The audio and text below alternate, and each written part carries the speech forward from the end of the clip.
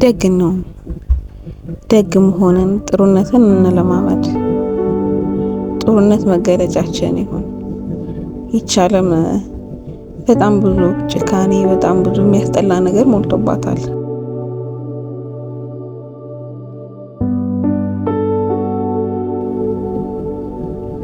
አነሰም በዛም እያንዳንዱ ሰው የራሱ የሆነ የህይወት ፈተና፣ የህይወት ሀሳብና ጭንቀት አለበት። የትኛውም ቤት ሀብታሙም ጋር ይሁን ድሃውም ጋር እንደየመጠኑ ፈተና አለ እና ምን ልላችሁ ፈልጌ ነው፣ እኛ ልናይ የምንችለው እንዲህ ነው እንዲያ ነው ልንል የምንችለው ከፊት በሚያሳዩ ውጫዊ ገጽታቸው ነው። ይስቃሉ፣ ይጫወታሉ፣ ምን አለባቸው እነሱ እንላለን። ግን እያንዳንዱ ሰው የራሱ የሆነ የሚያሳልፈው ከባድ የሆነ የህይወት ፈተና አለበት እና ከሰዎች ጋር ኢንተራክት ስናደርግ፣ ስናወራቸው፣ በድርጊት የሆነ ነገር ስናደርግላቸው ሌትስ ቢ ካይንድ፣ በቃ ምንም አይጎልብንም።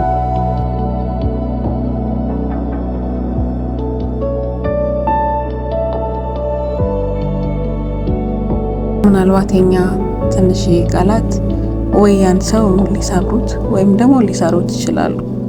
ምናልባት ያ ሰውዬ የእናንተን መልካም ቃላት ከፈጣሪው እንደተመለሰ ጸሎት አድርጎ ሊሰማው ይችላል። ወይም ደግሞ ምነው ባልተፈጠርኩ ብሎ እስኪማረር ልቡን ልትሰብሩት ትችላላችሁ። ሄዶን ነው ቃላት ምን ያህል ኃይል እንዳላቸው ታውቃላችሁ። በንግግራችን መልካም እንሁን፣ በድርጊታችን መልካም እንሁን፣ በአኗኗራችን መልካምና ደግ እንሁን። ያደረጋችሁት ነገር በእርግጠኝነት ቀን ጠብቆ ይከፍላችኋል። እንደው ምንም ጥቅም ባይኖረው ከዛ ነገር እንኳን እንዲሁ ደግ ነገርን መስራት እንለማመድ፣ የህይወታችን አካል እናድርግ። ኢቨን ፊዚካሊ ኤግዚስት አድርጎ የሚከፍለን ነገር ባይኖር እንኳን የነፍስ ነፃነትን ይሰጠናል፣ የነፍስ ሰላምን ይሰጠናል።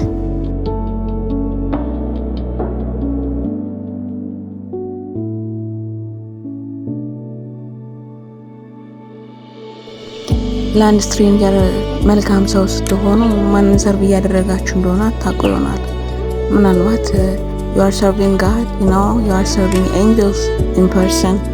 አንድ በጣም ኢንስፓየር የሚያደርገኝ ታሪክ አለ ከመጽሐፍ ቅዱስ። የአብርሃሙ ስላሴ ሲባል ሁሌ ልቤ ይሞቃል። አብርሃም በመጽሐፍ ቅዱስ በጣም በደግነቱ የታወቀ ሰው ነበር እና ሁሌ ሰዎችን ሰርቭ ያደርጋቸዋል። ሰዎች ካልበሉ ሳይበላ የሚያድር አይነት ሰው ነው። ሁሌ ለእንግዳ በሩ ክፍት የሆነ ሰው ማለት ነው። እና አንድ ቀን ቤቱ የሚመጣ እንግዳ ቢያጣ፣ ሎንግ ስቶሪ ሾርት ታሪኩ በጣም ረጅም ነው ላሳጥርላችሁ። እና ስላሴ እግዚአብሔር በአካል ተገኝተው ቤቱ ሰርቭ አድርጓቸዋል ማለት ነው። ሁሌም እንዲህ ነው ማሰብ ያለብን። ሜቢ ኢዝ ኢት ፍሮም ጋድ ልባችሁን ሊያይበት የሚፈልግበት ብዬ አስባለሁ። እና let's be kind for strangers፣ ለማናቃቸው ለማያውቁን ሰዎች ደግ መሆን ደግ መሆንን እንማር። ምናልባት እናንተ የሆነ ሰው ደግነት በዚች ዓለም አለ፣ ይህ ምንም ሰው በዚች ዓለም አለ ብሎ የሚያምንበት ምክንያት ልትሆኑ ትችላላችሁ። who knows። ሉና ነኝ። እስከ ቀጣይ au revoir።